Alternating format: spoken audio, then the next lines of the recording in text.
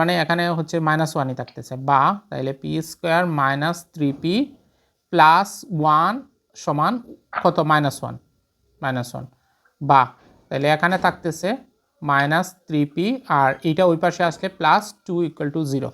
এটার যদি middle factor আমরা করি তাহলে কত আসে, 2 আর 1, তার মানে P square minus 2p minus P plus 2 সমান 0। তাহলে এখানে কত আসে বলেন, p মাইনাস 2 1 নাকি p মাইনাস 2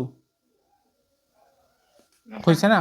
আচ্ছা, p মাইনাস 2 তারপরে এখানে মাইনাস কত হবে, p মাইনাস 2 হয়েছে না, 0।